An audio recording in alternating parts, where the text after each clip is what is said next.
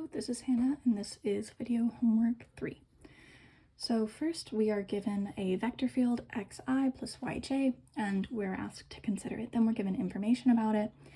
Let C1 be a line segment joining 1, 0, and 0, 2.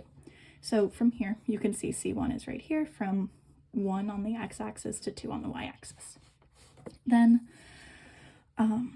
let C2 be a curve joining the same points, which can be represented as a parabolic curve or part of an ellipse.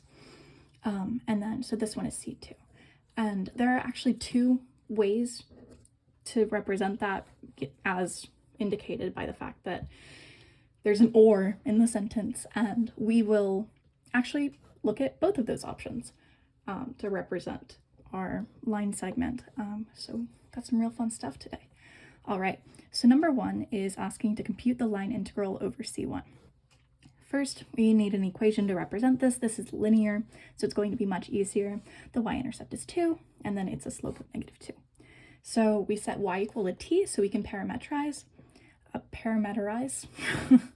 and then we solve for x. We get x equals -t minus 2 divided by 2. And then what we're going to do with that, we're going to find r. Then to find r of t, we are going to fill in the x value that we got and the y value that we got. The x value corresponds with I and the y value corresponds with j. So then we get r of t is -t over 2 plus 1i plus tj. And then the parameters are 0 less than or equal to t less than or equal to 2. All right, and then for our vector field, which is xi plus yj, for that of r of t, it is going to be the exact same thing as r of t. It is just, well, it is the same principle. In this scenario, it is going to be the same exact thing as r of t because the vector field is just xi plus yj. So from here, the only thing left that we need is dr. And so if we take the derivative from here, you can see that t over 2 becomes 1/2, and then t becomes 1. So r prime is going to be -1/2 I plus j. And then from there, we can just integrate using this formula, and this is going to give us the integral over this curve. So it's big F, the vector field of F, and the dot product of dr. So when we take the dot product, here is what we'll be using, and it's that and dr. So we multiply the coefficients in front of the components of the vectors, and that is how we get our dot product. So this ends up being positive 5t over 4 minus 1/2 once you do all the math and algebra, and the bounds are from 0 to 2 because of our parameters for t. And then we do math, and you get 3 over 2. Perfect. All right, so now we want to do the line integral over C2, and we're going to be doing 2 parameterizations.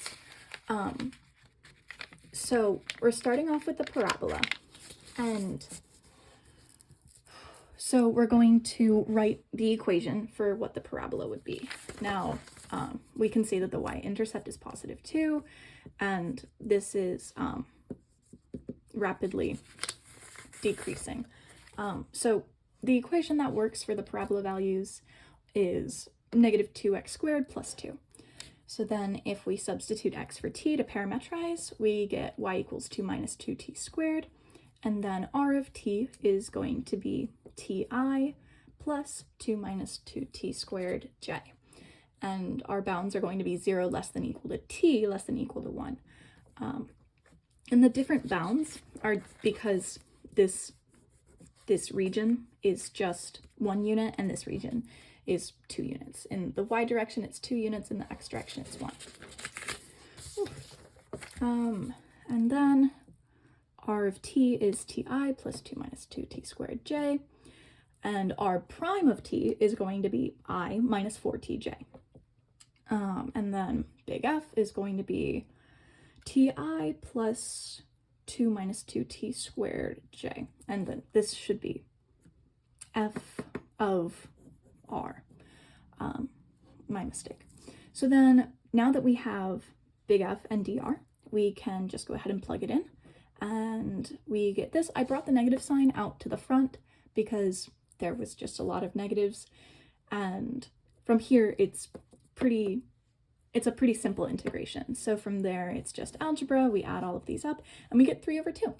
All right, and now to the ellipse. So for this one, to get our r of t, it's going to be kind of like a little like polar coordinate thing. Since we're looking at circles, our r value is going to be, excuse me, our x value is going to be cosine, and then our y value is going to be sine, and this y value is 2 sine just instead of 1 because, again, the y dimensions and range of this function is 2, whereas the x range is over 1. All right, so, and then if we take the derivative of that, we can get dr. And then, yes, our parameters are 0 less than equal to t less than equal to pi over 2, because pi over 2 is the angle of this. So, yes. All right, and now big F is just going to be the same as this because we have our x value and our y value, and we can just plug it in to integrate, and we get 4 sine t cosine t minus sine t cosine t dt. And so first you can just do algebra, subtract it over, and then I pulled the 3 out front just because it makes things a whole lot easier. And this integral kind of looked a little bit scary, but you can just use substitution. So if you set u equal to sine of t and then du equal to cosine of t dt, excuse me, then you can just integrate this u squared and plug that back in. I do my bounds odd. When I integrate, I just keep them the same the entire time. I just do it like a regular integral. I don't change the bounds when I do use substitution. And I still get the right answers. So if it ain't broke, don't fix it. And we get 3/2 using the ellipse, as well as using the parabola. So that's a really good sign. All right, and then number 3 is asking, use the fundamental theorem of calculus for line integrals. So first we have to do the curl test, and that is, you do the curl test by looking at different partial derivatives in respect to different variables. So for f1 equals x and f2 equals y, which our vector field is given, it is xi plus yj. Let me just double check. Yeah, xi plus yj. And so yeah, we got, so f1 is x, f2 is y, because this is f1 and f2. All right, and so now we're going to take these partial derivatives, so del f2 over, del f2 del x is going to be 0, and del f2 of, and del f1 of del y is also 0 as well, because it's pretty much just the same as saying x with respect to y, which is 0, and this is saying y with respect to x, which is also 0. So since we have those equal to 0, using the fundamental theorem of calculus, we subtract these from each other, and since their answer is 0, this determines that our vector field is path independent, and this means that there are no holes in it. So that's super convenient because it means that we can do a lot more math to it. And then, so now all that's left is to calculate the integral. I've written out the fundamental theorem of calculus. So instead of having to do this entire integral, you can simply just do this, and it will essentially be the same as what we've been doing. So we take the endpoint and we take our initial point. So this is our endpoint, this is our initial, and yes, we add them together, we get 1/2 and 2, so 2 minus 1/2 is 3/2. All right, and then we assume that our vector field is grad of f. So that means that we can do an integral to find our original function. So del f with respect to del x is, if you look at this, it's going to be x. And then del f with respect to del y is going to be equal to y. So we just simply take these values and put them straight in. And then from here, all that's left to do is integrate. So we integrate the function x plus y, and we get x squared over 2 plus y squared over 2 plus c. Call back to Calc 1. And so yeah, so this gives us the parent function. I forget the word. Man, I'm gonna remember it a day later and be, oh man. And also, just one more thing before we move on to problem 2. All of our answers being 3 over 2 is a super good sign. It means that we've done all of our math correctly. And it also indicates the continuity of a vector field, that if you analyze one part of it or different aspects of it, it still does have these same qualities. Now, moving on to problem 2, consider the vector field f equals xi plus yj. So this is the same vector field that we were looking at for the previous problem. So some things mathematically might give you deja vu, and that's completely normal. And so we have, let C be the triangular path that starts at 0, 0, goes to 1, 0, goes to 0, 2, then back to 0, 0. And so I've labeled the first segment C1, second C2, and the third C3.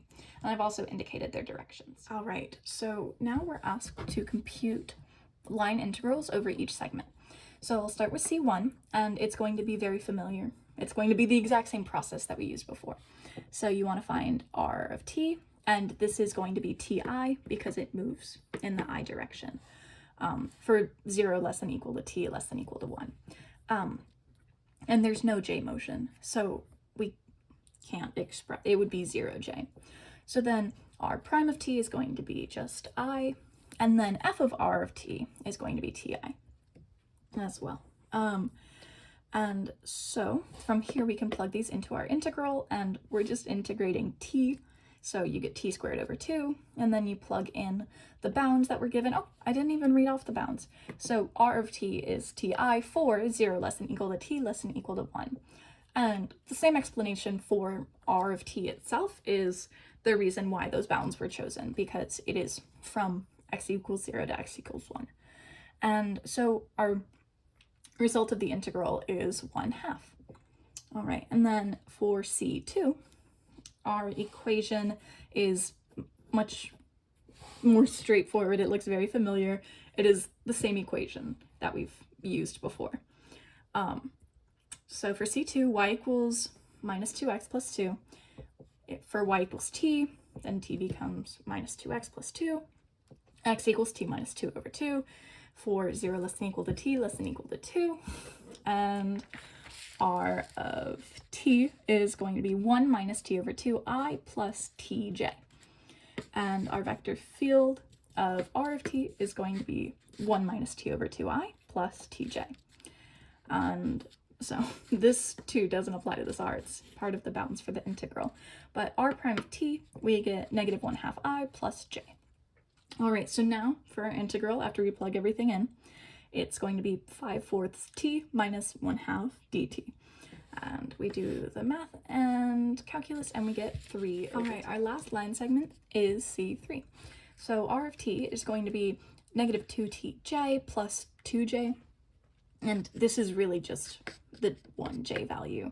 I just had to write it out completely before I could consolidate them for 0 less than equal to t less than equal to 1. So then our big F is going to be, our big F of r of t is 2 minus 2tj.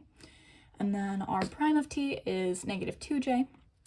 And we can plug all of this into our integral from 0 to 1. I saw this too. I said 2 to 1. That is impossible. All right. So negative 4 plus 4 dt. And we get negative 2 for our answer. And now on to part 2. Sum the line integrals, add the results to find whether the total line over the closed path C is 0. So we take 1/2 plus 3 over 2 is 2. and then we subtract 2, and we get 0.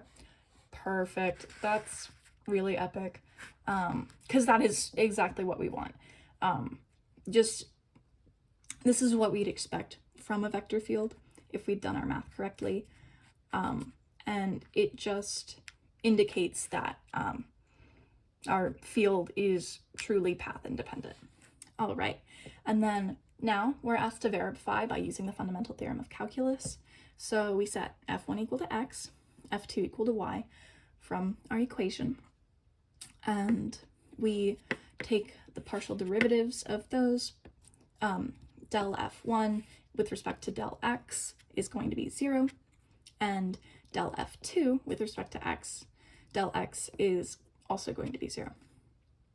And then so if we subtract these, the answer is 0 as well, which is great. F is path independent. That's what I've been saying. So for f equals gradient of f, del f over del x equals x, and del f over del y equals y. So now we plug x and y into our integral, and we do the math that we've done before, and we get this as our initial function, integral of x plus y, which is x squared over 2 plus y squared over 2 plus c.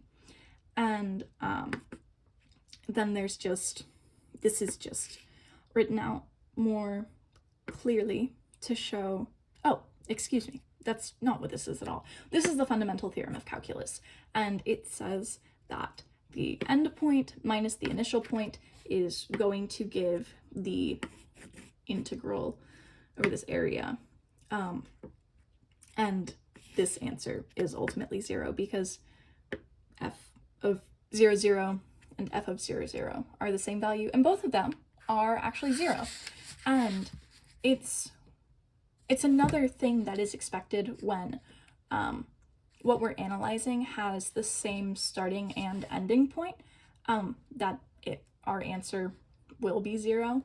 But this is also just related to the vector field itself. All right, and that is all that I have for you. Thank you so much.